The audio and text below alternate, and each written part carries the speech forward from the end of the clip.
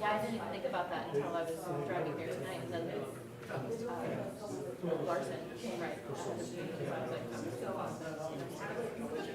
like,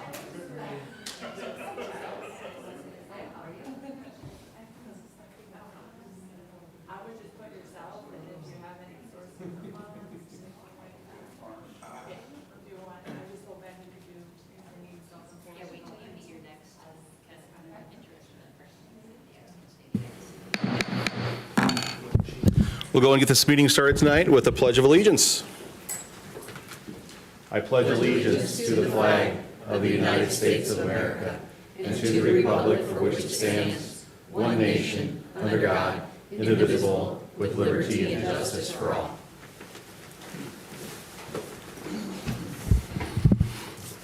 Okay, well, welcome everybody that's here this evening in the room with us for our regular City Commission meeting tonight, Monday, August 24th, 2026, and also welcome to those that are watching on YouTube. So next, we'll go ahead and do a roll call, please. Benson. Here. Birch. Here. Brunick. Here. Sarda. Here. Conkling. Here. Hanoff. Here. Mosier. Here. Spencer. Here. Mayor Villanueva. Here. City Manager Leon. Here. City Attorney Denherter. Here. Okay, next on our routine business, we're going to go ahead and approve the agenda. So do I have a motion to approve the agenda before us? I'll move to approve it with the removal, or did you already remove the proclamation? We have removed the proclamation. Move to approve. Okay, Well, that should be part of the motion, because you can't do that until the motion is fair, made. fair. So, Second. Move to approve with the removal of the proclamation. okay. Second. Okay, so we have a motion and a second to approve the agenda with the removal of the direct support professionals proclamation. All those in favor say aye. Aye. All opposed, nay. Okay, the agenda then is approved. Next, this is new. Do we have any commissioner and/or anyone sitting at this table, that would include Ross, Amy, and Lisa, to declare any type of conflict of interest with anything that is on this agenda? Okay, I'm seeing no one, no mics come on or hearing anything from anyone, so we'll move on and assume that everybody has no conflict. Next, before us is I need to approve the minutes of the regular meeting of August 10th, 2026. Do I have a motion to approve the minutes? Motion to approve the minutes of that meeting. Second. Okay, we have a motion and a second. Any commission discussion on that? Anyone from the public? All in favor of approving the minutes, say aye. Aye. All opposed, nay. Okay, the minutes are approved from August 10th, 2026. Next, we have the schedule of bills. Do I have a motion to pay the bills? Move to pay the bills. Second. Okay, we have a motion and a second on the floor. Any commission discussion? Anyone from the public? Seeing no movement, roll call. Mosier. Aye. Spencer. Aye. Benson. Aye. Birch. Aye. Brunick. Aye. Sarda. Aye. Conkling. Aye. Hanoff. Aye. Mayor Villanueva. Aye. Bills will be paid. And next, we have the city manager's report. Thank you, Honorable Mayor, members of the commission, and public. Our mission is to working together to provide exemplary experiences, services, and spaces that create opportunities for everyone to learn, engage, and thrive. A couple things for you this evening, because we won't be meeting for a while with the long spread in the calendar before September 14th. First of all, I want to thank everyone who was involved in the planning and execution of another wonderful Riverboat Days. That's an enormous amount of work, and all the committees and the organization and those folks that worked. whether you're with the city or with another organization or with a volunteer association or you have a booth. So many people put their best front forward for that celebration. And it's not just something fun, but it's also something that's very much an economic boost for our community. So a big thank you to everyone involved in Riverboat Days. It was a lot of fun and a really good time. Some people had too good a time, so I always report out what YPD and the State Highway Patrol and Yankton County Sheriff's Office experienced over the weekend. So Chief Foote informed me that over the Riverboat Days weekend, there were 6 DUIs between the 3 agencies, 1 assault, 1 warrant, and 1 grand theft arrest. So those people took it too far. Not highly unusual, probably, for a busy weekend. So that's probably not too far out of the realm, but we did have extra folks out on the streets trying to make it safer for everyone. Couple other things I want to bring forward. At our budget meeting, so not at our last work session, but our budget meeting, when I presented the budget to you, I misspoke, and so I just want to make sure that everyone's clear. When I presented the rates to you and the public for our utility increases and what you all had voted upon for utility rate increases, I was saying no increase in wastewater and an increase in water and solid waste. That's incorrect. So what was passed by the commission and what I proposed in my budget was no increase in water rates, but an increase in wastewater and solid waste. So I apologize, just think I had too much information inside my head and I got my tongue wrapped around my eye tooth and I couldn't see what I was saying. Labor Day is coming up, so I want to give an update on solid waste and recycling. Monday routes will not be happening, so Monday routes will be moved to Tuesday, September 8th, and we'll have double routes on Tuesday, September 8th. So if you're typically a Monday person, your solid waste and recycling will be on Tuesday. I also want to report on sales tax. This came in late today. So good news to report on sales tax. For the month of July, we were up 11.23%. So that brings us up for the year 9%. So that's where we want to be, definitely. In the second penny, first and second penny, we were up for the month 11.8%. In the triple B, 2.9%. So that's good news. Hopefully that trend will continue throughout the summer and fall with some of the good things happening like the archery tournaments, Riverboat Days, other sports tournaments, et cetera, and we'll end the year then with the holiday shopping season, and hopefully we'll end the year very strong. That's yet to be seen, but I hope that's the case. Also, we did have our filing date for City Commission, and I know you all know, but so the public knows, we have 4 candidates who filed for City Commission.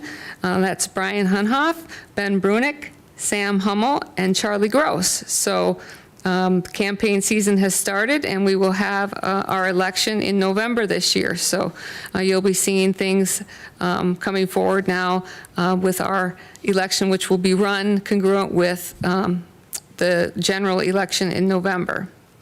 Also, the commission asked for some research on EMS services in other communities. We have put what we have into your SharePoint in an EMS folder. As we get more information, if we have more communities respond to our request, we'll add those, but we wanted to get that to you because we've given them some time to respond. So what we have, we've put forward to you in your SharePoint commission. Happy to answer questions. Otherwise, I know we have a exciting presentation about our comprehensive financial report coming at you. I know you're excited to get to that, but I'm happy to answer questions that you might have. Commissioners, any questions for the city manager? No? Okay. Okey doke, we will move along then.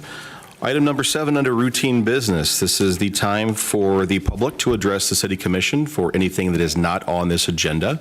So now would be your time to come to the mic. Please state your name, and you have approximately 3 minutes. Okay, I'm seeing no movement in the room, so we'll move on past our public appearance. And so next, we do have scheduled presentations. Again, just as a reminder, we did take out the direct support professionals proclamation, which will be moved to the 14th of that meeting. But now we do have Williams & Company 2025 Annual Comprehensive Financial Report.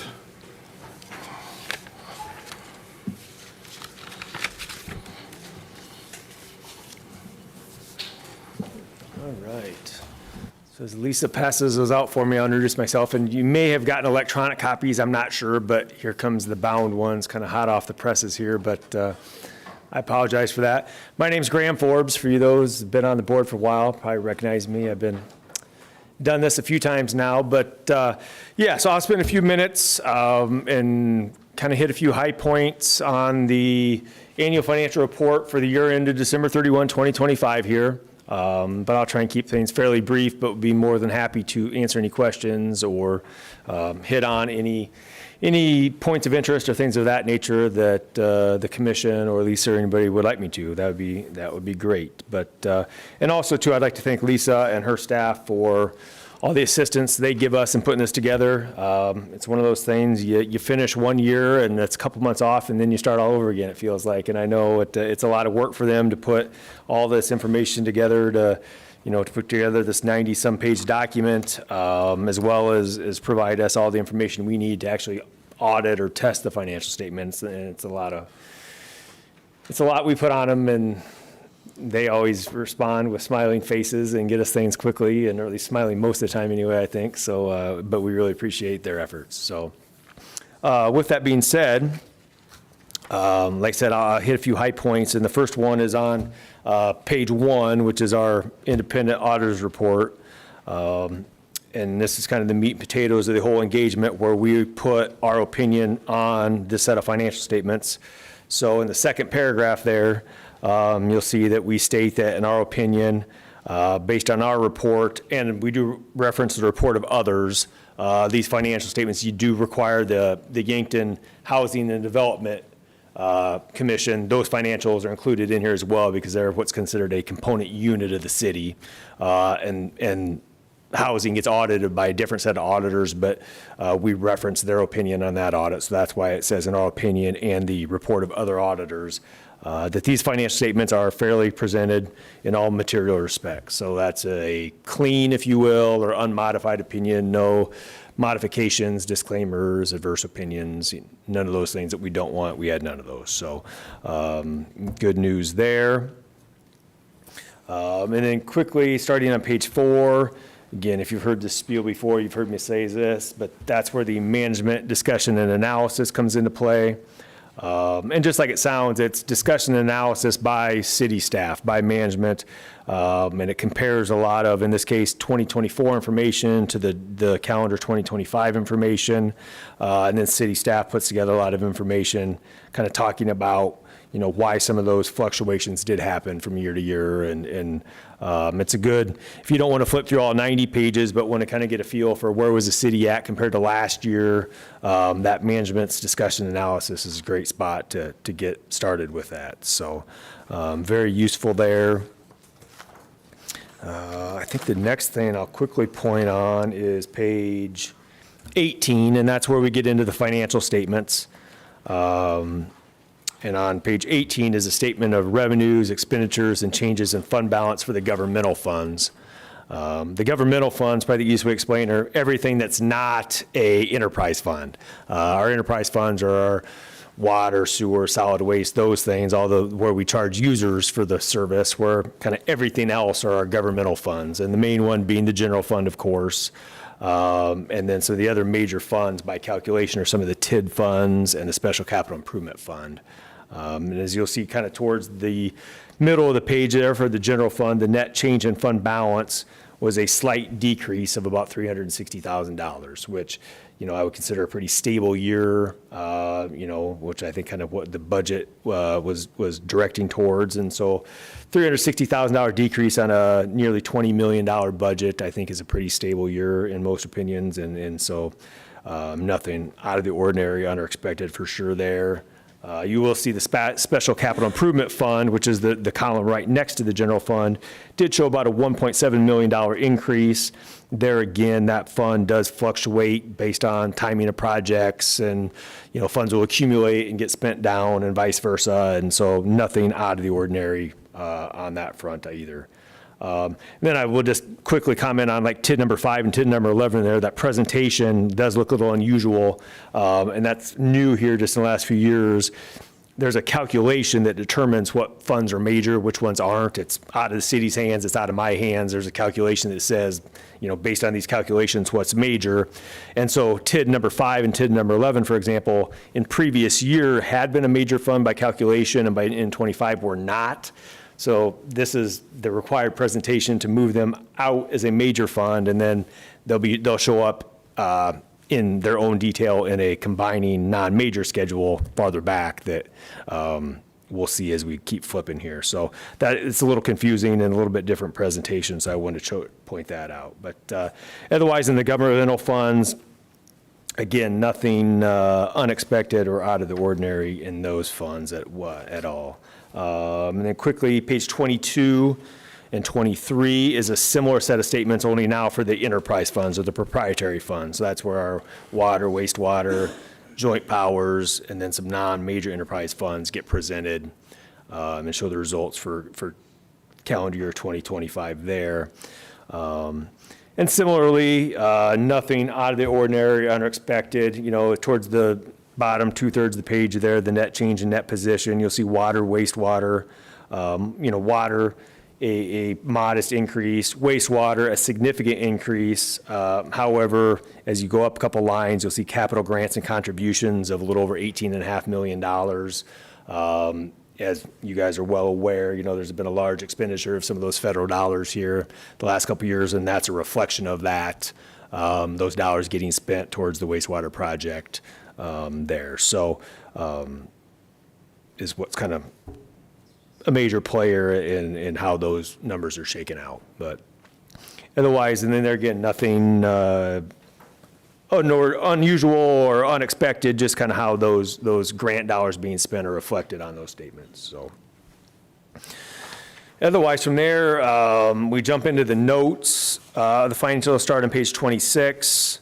Not going to dive into anything in detail there, but if there is a lot of detail on the city's accounting policies, outstanding debt, and the makeup of those different debt instruments, a lot on post-employment benefits, pension liabilities, and different things of those nature, where if you're looking to dive in, get a lot of detail, it's in here, and a lot of good information, but I'm not going to dive in on any of those unless there's any specific questions. And then from there, I think one of the last few things I'll point out on page 53 is the beginning of the required supplementary information, schedule of revenues, expenditures, and changes in fund balance. And it takes, basically what we're doing is we're taking the general fund and the final budgeted amounts and comparing those to, okay, what really happened during the year? What were the actual results, and comparing those to what was budgeted to see, how did the city do compared to what was budgeted? And as you'll see, as you start on page 53, ending on page 54, overall, their revenues came in over budget, and overall expenditures came in well under budget, which both are obviously, positive things which help lead to, a positive outcome for the financials for the year as well. So, and then we do the same thing. There's certain funds that we're required to present those budget to actual comparisons. The other on page 55 there is for TID number 12. It's a much smaller comparison, but a similar type comparison for that fund as well. So from there is a lot of combining schedules and detailed reporting for the non-major funds, which are all those, again, by calculation, don't qualify as major. For example, starting at 61 is the non-major governmental funds. And then continuing on, page 65 is the non-major capital projects funds, and so on and so forth. There's a few different series of schedules there. If you're looking for detailed information, how did this particular fund or that particular fund, how did they do for the year? That data's all there in these non-major combining schedules. So good useful information if you're looking to dial in or see specifically on any one fund. That data is there. So I think the last thing I'm going to point out, but again, would be happy to answer any questions, but on page 81 is the schedule of expenditures of federal awards. And kind of, as I just touched on a minute ago, in the wastewater fund, a lot of federal dollars got spent in 2025. As you can see there on that schedule on page 81, to be exact, a little over 24.5 million federal dollars got spent by the city in calendar year 2025 alone.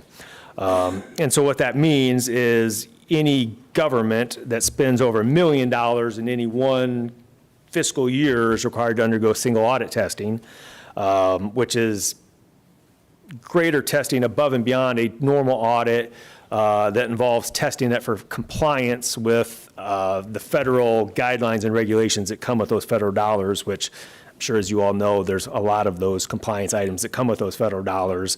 And we're required to test, did the city spend those and use them in compliance with those federal requirements? And as there's some reporting that follows, I'm not going to go into here, but there's another opinion specifically stating that the city did comply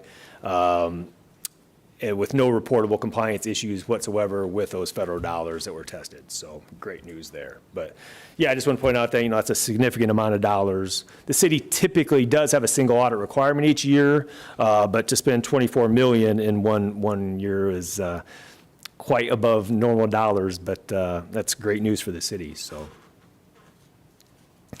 any questions? That was a lot in a short period of time there, but any questions? Any questions, Commissioners, for Graham? Okay. All right. Well, Thank you for the presentation. Yep. Appreciate it. Thank you.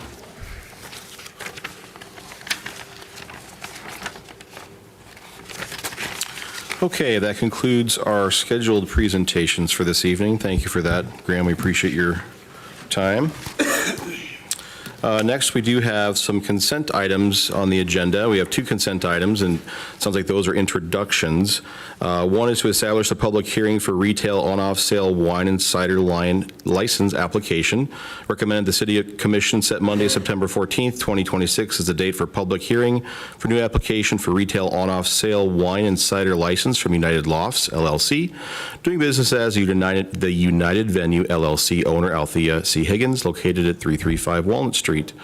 Consent item number 2 is to establish a public hearing for retail on-off sale malt beverage and South Dakota farm wine license application.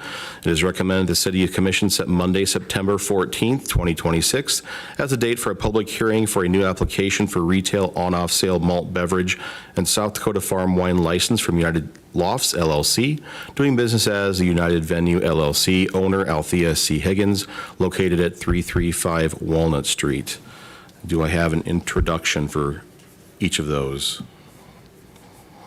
Introduced. Okay, both of those items then are introduced under consent. Approve the consent calendar. What's that? Approve the consent calendar. Okay, so then I need a motion and a second then to approve the consent calendar, please. So moved. Second. Okay, we have a motion and a second then. Then all in favor of that, say aye, please. Aye. Opposed, nay. Okay, consent items then are approved. Okay, next we have old business. Number 1 under old business is the second reading and public hearing for the temporary street closure in the downtown Meridian District on September 25th, 2026 for the Yankton School District's homecoming parade. Consideration of memorandum number 26-175 recommending the City Commission approve the Yankton School District's homecoming days parade request for public street closures in the Meridian District on September 25th, 2026. Street closures include Cedar Street from the intersection of West Riverside Drive north to 3rd Street and 3rd Street from Cedar Street to Pearl. Commissioners, do I have a motion? So moved. Second. Okay, we have a motion and a second on the floor. Any commission discussion? Anyone from the public? Okay, seeing no movement, roll call, please. Spencer. Aye. Benson. Aye. Birch. Aye. Brunick. Aye. Sarda. Aye. Conkling. Aye. Hanoff. Aye. Mosier. Aye. Mayor Villanueva. Aye, motion passes.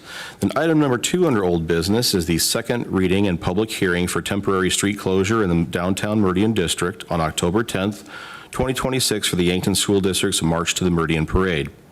This is a consideration of memorandum number 26-176, recommending the City Commission approve the Yankton School District's March to the Meridian Parade request for public street closures in the Meridian District on October 10th, 2026.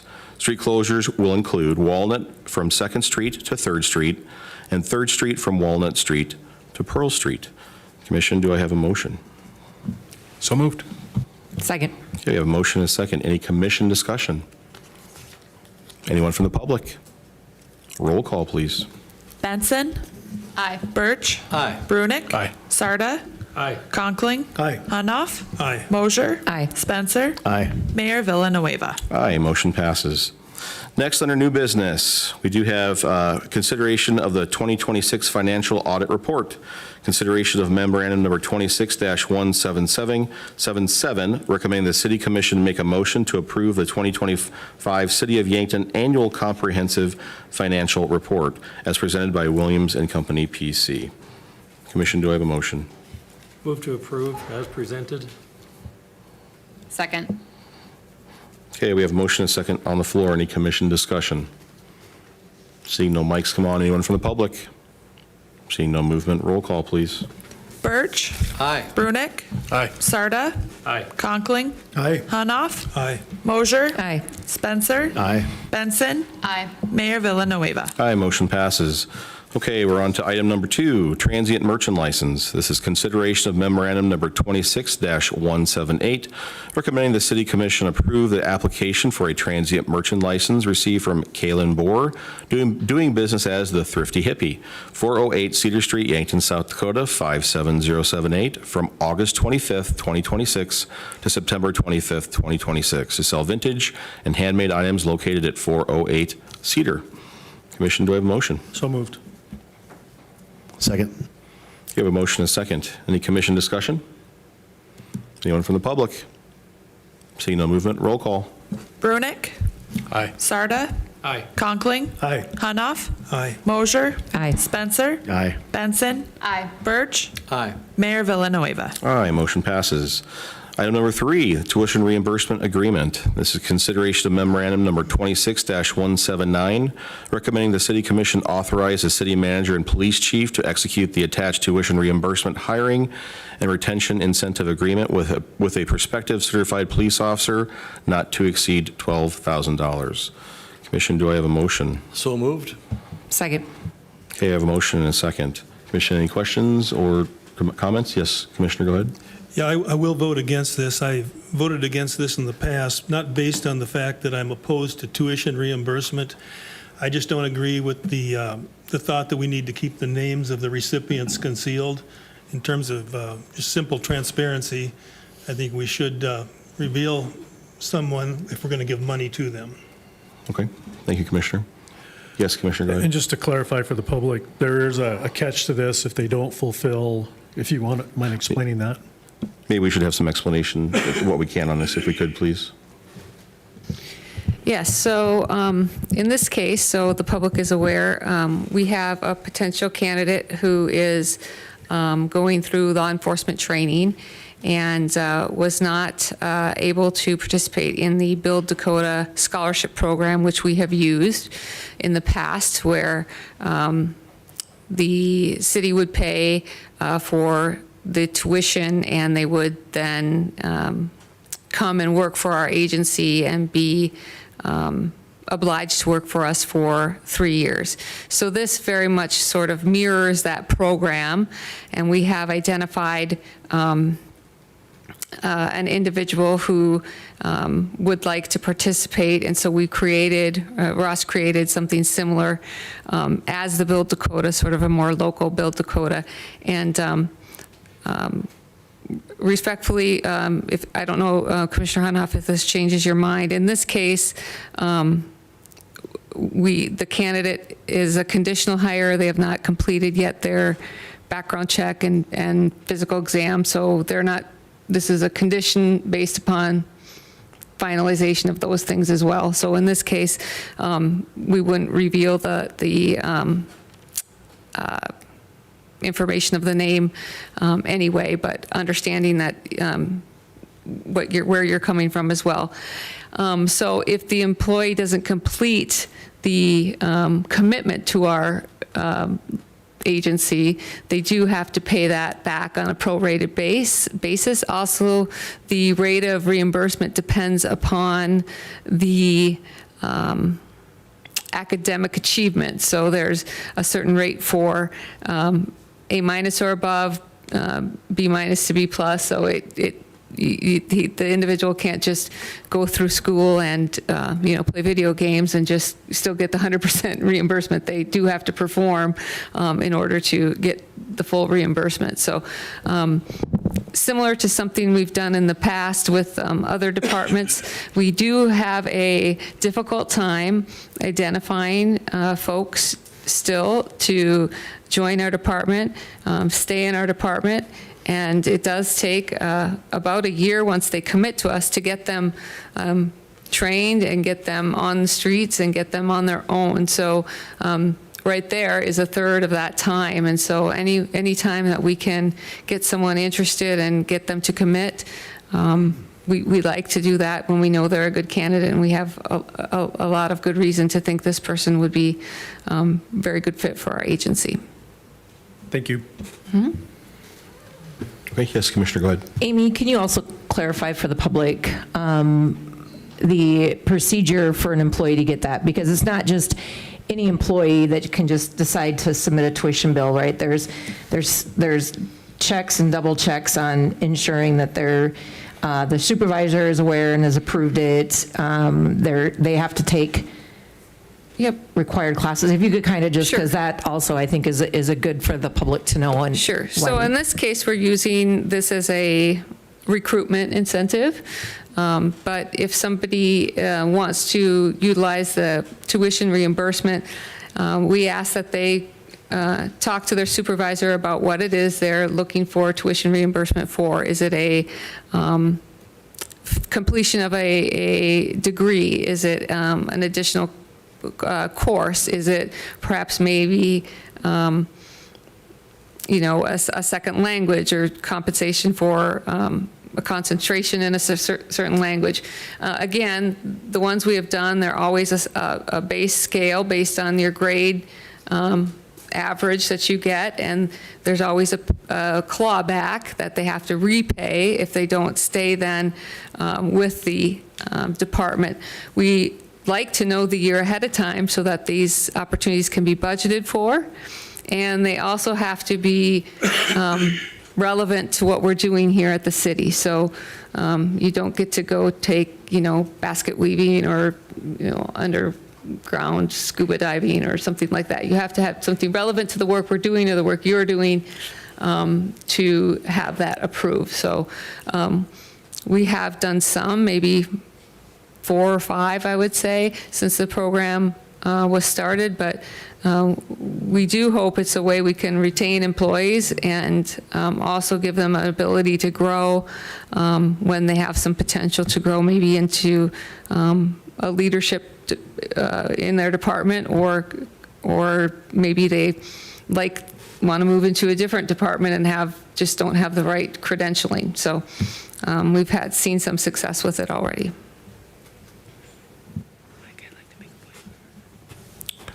Yes, go ahead, City Attorney Denner. Thank you, Mayor. And just a quick correction for the record, if I may, City Manager, and this particular document is drafted because this person isn't yet, or at least when this was drafted, wasn't yet an employee of the city and was as yet untested.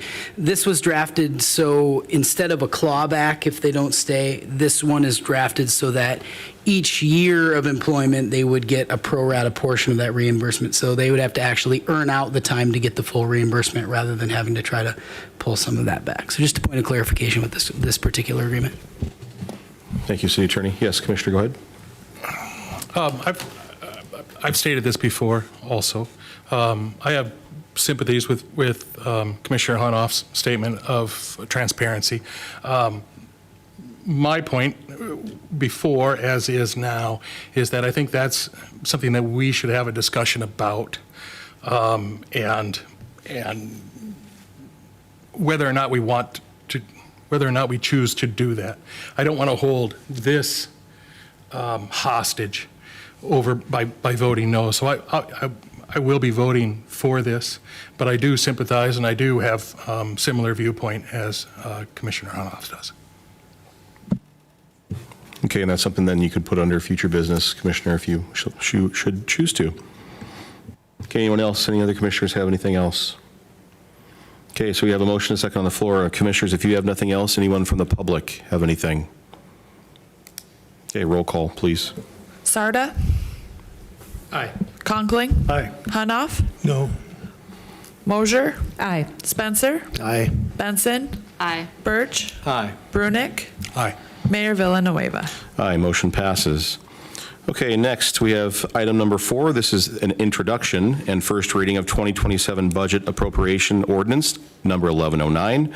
Consideration of memorandum number 26-180 recommending to the City Commission introduce ordinance number 1109 and set the second reading and public hearing as September 14th, 2026.